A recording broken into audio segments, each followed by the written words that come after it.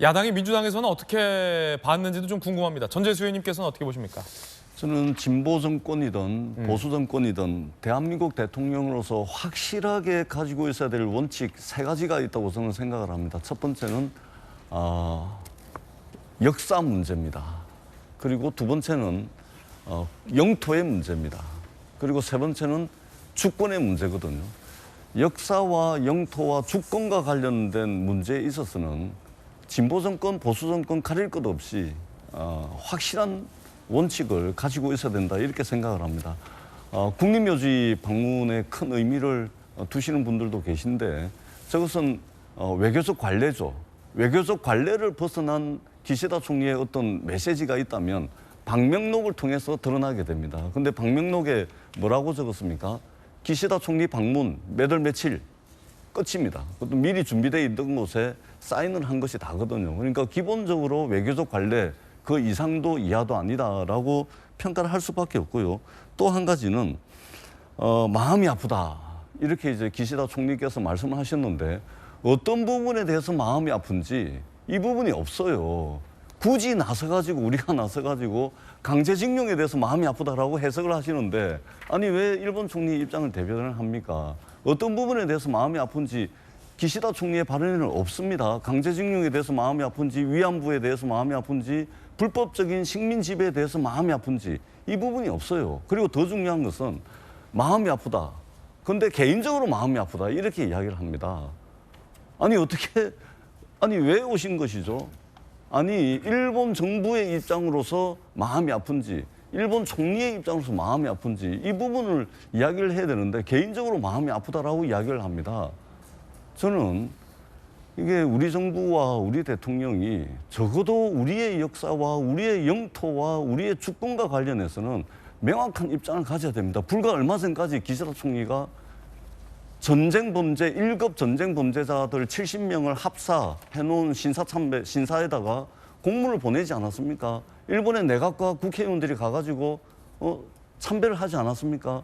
독도는 자기네 땅이라고 우기지 않았습니까? 이 모든 문제를 다 묻어놓고 와가지고 마음이 아프다. 그것도 개인적 입장에서 마음이 아프고 그리고 뭐에 대해서 마음이 아픈지 밝히지를 않는 겁니다. 이런 식의 말하자면 엎드려 절받기를 우리는 가해자가 아니고 피해자입니다.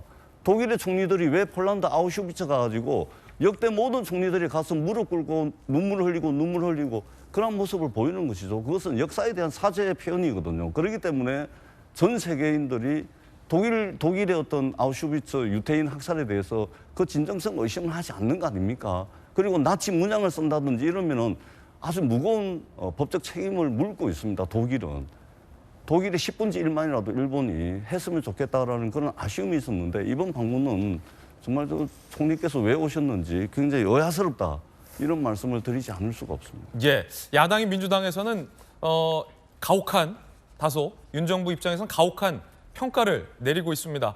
특히 조금 전 들으셨던 기시다 총리의 유감 표명과 관련해서 이게 어떻게 강제징용에 대한 유감 표명으로 볼 수 있느냐, 왜 나서서 대변인 역할을 자처하느냐라는 논평까지도 나온 바 있습니다. 여당에서는 어떻게 보십니까? 일단은 기시다의 전체 워딩을 소개해드리면 가슴 아프게 생각한다 앞에 혹독한 환경 속에서 힘들고 슬픈 경험을 하신 데 대해 가슴 아프게 생각한다라고 분명히 정리가 돼 있어요. 그래서 기시다로서는 저는 충분히 지금 한일 관계가 그동안 경직돼 있는 상황에서 굉장히 진일보된 표현을 한 거라고 생각을 하고 있고요. 그다음에 총리로서 했던 말이기 때문에 저희가 애써 그거를 평가절하할 필요는 없다고 생각합니다. 외교라는 거는 두 가지가 전제돼야 되는 거예요. 하나는 진행형이다. 또 하나는 상대가 있는 거다라고 얘기를 한다면 지금에 있는 한일 관계가 두 달 후, 그러니까 G7이 끝나고 난 다음 달은, 그다음에 내년에는 어떻게 변해 있을지 한번 볼 필요가 있고요. 일본이 지금 이렇게 저희로서는 진전된 반응이라고 표현하는데 이게 어느 날 또 어떻게 바뀔지 몰라요. 일본의 입장에서 한번 생각해 볼까요? 이렇게 얘기하면 또 뭐 일본 편 든다고 할 수 있습니다만은 외교라는 건 상대가 있으니까 한번 생각해 볼게요. 일본의 입장에서는 65년 한일 청구권 협정을 통해서 사실은 단칼의 문제를 해결하고자 했고 그들은 법적으로는 그렇게 생각하고 있는지도 몰라요. 그리고 김대중 오부치 선언을 통해서 정서적으로 문화적으로도 이 문제가 해결됐다고 생각할지 몰라요. 그래서 이후에 일본 일왕도 그렇죠. 그다음에 역대 총리도 그랬죠. 그다음에 이번에 기시다도 역대 총리의 담화를 다 계승한다라고 표현해왔어요. 계속 얘기해왔는데 우리는 언제까지 이걸 어떤 수준으로 해야 정리가 된다라고 얘기하는지 잘 모르겠거든요. 저는 우리 정상이 해야 될 역사와 주권과 영토의 문제를 한번 돌아봤으면 하는 생각이 듭니다. 과연 그럼 지금까지는 우리는 어떻게 왔느냐. 중국에 대고 높은 산봉우리라고 얘기하고 NLL에 대해서 논란이 많은 평양선언이 있었던 그 시절에는 과연 우리 정상이 영토와 주권과 역사에 대해서 옳게 얘기했는지 흐트러진 왜곡된 잘못된 것들을 바로잡고 정상화되는 이 과정을 애써 폄하하려고 하는 거예요. 과연 국민들, 국가에 그리고 앞으로 나갈 대한민국의 미래에 얼마나 도움이 되는지 저는 한번 그거를 종합적으로 보고 난 다음에 판단해야 되는 게 옳다라고 말씀드리고 싶습니다. 제가 죄송한데 짧게 한 말씀. 전문가 의견 듣고 또 발언권 그럴까요? 드리겠습니다. 예, 여야 입장 공히 전해드리고 있습니다. 여당에서는 민주당의 비판에 대해서 애써 폄훼하려 하는 것이다라는 입장을 내놓고 있습니다.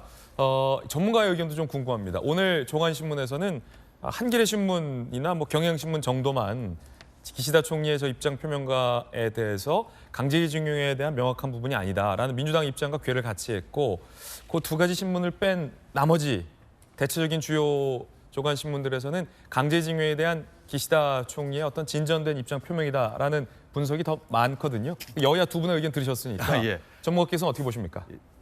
저도 어제 기자회견을 봤는데요. 그 당시 한국인 기자가 물어봤어요. 그런 표현이 가슴 아프다는 표현이 강제동원 피해자에 대해서 하는 말이냐 그랬더니 직접적인 언급은 없었습니다. 유감스럽게도 없었는데 그 당시라는 표현을 썼어요.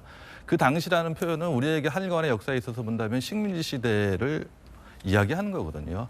그게 일본군 위안부냐 아니면은 강제동원 피해자냐 하는 건 별개의 문제이고 어떻게 본다면 더 포괄적으로 그 당시 식민 지배에서 고통을 받은 한국인들 모두에게 혹은 또 직접적으로 좁게 말한다면은 강제동원 피해자를 염두에 두고 말한 거는 분명해요. 분명하다. 예. 그렇기 때문에 아까 제가 말씀드린 대로 일본 국내와 한국의 입장을 동시에 어떻게 하면은 가장 한쪽에 치우치지 않고 비판을 피하면서 할 수 있는 기시다 총리로서는 해낼 수 있는 가장 자신의 범위 내에서 할 수 있는 최대한의 것을 했다고 생각을 하고 있을 거고 그렇게 평가하는 게 아마 앞으로의 한일 관계를 위해서도 바람직하지 않을까 하는 생각이 돼요. 그 앞에 또 그런 얘기를 했어요. 한국 정부가 조치를 발표하고 실행에 옮겨지는 과정에서 그에 대해서 언급하면서 마음을 열어줬다. 과거의 아픈 역사를 잊어버리지 않지만 미래를 위해서 마음을 열어준 것에서 감동을 했다는 얘기를 했거든요. 이런 것을 종합해 본다면은 기시다 총리의 한국에 대한 생각은 명백한 것 같아요. 전문가께서는 이 강제징용에 대한 유감 표명이다, 진전된 유감 표명이다. 이거는 명확하다라는 입장을 또 밝혀주셨는데 전재수 의원님. 아니 저는 왜 우리가 피해자인데 마치 가해자의 입장이 돼가지고 그렇게까지 분명히 기시다 총리가 이야기를 했지 않습니까? 강제징용이라는 언급 자체가 없습니다. 그렇지 않습니까? 근데 그 당시 또는 혹독한 환경, 그 당시와 혹독한 환경은 강제징용이겠거니 이렇게 왜 우리가 해석을 해주고 우리가 각주를 달아줍니까? 우리가 왜 분석을 해줘야 되죠? 그 흔한 사과 사죄 한마디가 진정성이 있건 없건 단어 한마디가 그렇게 어렵습니까? 왜 이렇게 인색한 사과 사죄를 하는데 우리가 나서서 엎드려 절받기식으로 그렇게 각주 달아주고 해석까지 해가면서 친절하게 그렇게 해야 될 이유가 왜 있습니까? 우리가 가해자입니까?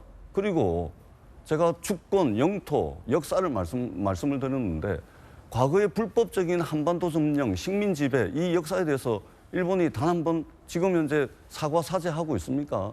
독일은 우리 땅이다, 대한민국 땅이다 이렇게 인정하고 있습니까? 그렇지 않지 않습니까? 여전히 야스쿠니 신사에 공물 갖다 바치고 가서 1급 전쟁 범죄자들을 모셔놓은 사람들 앞에 가가지고 예의를 차리고 있는 것이 일본 총리고 일본 정치인들 아닙니까? 근데 우리가 나서서 국립묘지한 것도 의미가 있는 것이고 혹독한 환경 그게 바로 강제징용이다. 그러니까 일본 총리의 마음을 읽을 수 있다. 진전된 거다. 아니 우리가 왜 나서서 이렇게 합니까? 저는 우리 외교가 왜 이렇게 엎드려 절받기식 외교를 하고 있는지 마치 피해자가 가해자의 입장이 돼가지고 그렇게 이 넓은 마음으로 이해만 하려고 하는지 예. 저는 참 안타깝다라는 말씀을 다시 한번 분명히 드리고 역사, 영토, 주권의 문제는 확실한 원칙을 가지고 있어야 됩니다. 거래의 대상이 될 수가 없다. 이 말씀 다시 한번 드리도록 하겠습니다. 자, 야당 전재수 의원님의 입장도 전해드리고 있습니다. 여러분들은 어떻게 생각하십니까? 윤석열 대통령과 기시다 총리는 후쿠시마 오염수와 관련해서 한국 전문가 시찰단 파견도 합의했습니다. 들어보시죠. 우리 두 정상은 이번 회담에서 후쿠시마 오염수 관련 한국 전문가들의 현장 시찰단 파견에 합의하였습니다. 과학에 기반한 객관적 검증이 이루어져야 한다는 우리 국민의 요구를 고려한 의미 있는 조치가 이루어지기를 바랍니다. 日本の総理として自国民および韓国国民の健康や海洋環境に悪影響を与えるような形での放出を認めることはないことを申し上げたいと思います。